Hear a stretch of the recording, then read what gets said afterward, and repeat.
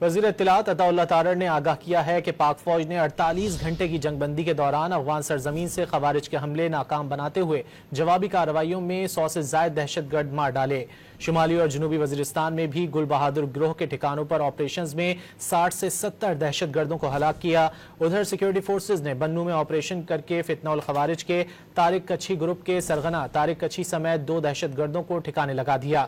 شمالی وزیرستان میں بھی خوارج کا خودکش حملہ ناکام بناتے ہوئے 4 دہشت گردوں کو ہلاک کر دیا گیا۔ دھماکے میں جھلس کر 3 خواتین اور 2 بچے جاں بحق ہو گئے۔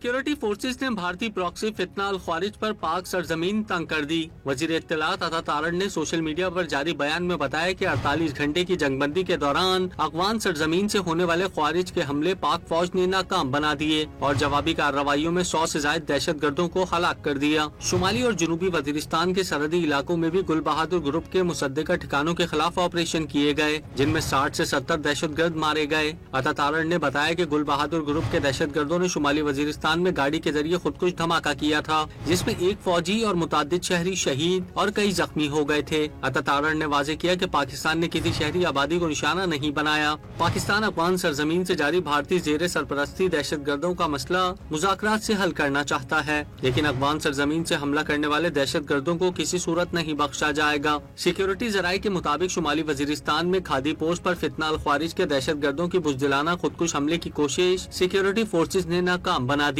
اور 4 دہشت گردوں کو ہلاک کر دیا۔ خودکش دھماکے میں جھلس کر 3 خواتین اور 2 بچے جاں بحق ہو گئے۔ سیکیورٹی ذرائع کے مطابق دھماکے کی ذمہ داری خارجی دہشت گرد گل بہادر گروپ نے قبول کی۔ خارجی گل بہادر افغانستان میں طالبان کی سرپرستی میں چھپا ہوا ہے۔ سیکیورٹی ذرائع کے مطابق بنو کے علاقے مغل کوٹ میں سیکیورٹی فورسز نے آپریشن کر کے فتنہ الخوارج کے طارق کچھی گروپ کو نشانہ بنایا، جس میں 2 خارجی دہشت گرد سرغنہ طارق کچھی اور حکیم اللہ عرف ٹائگر مارے گئے۔ ہلاک دہشت گردوں سے بھاری اسلحہ برآمد ہوا۔ سیکیورٹی ذرائع کا کہنا ہے کہ طارق کچھی گروپ 2 سال سے دہشت گردی کی کارروائیوں میں مصروف تھا۔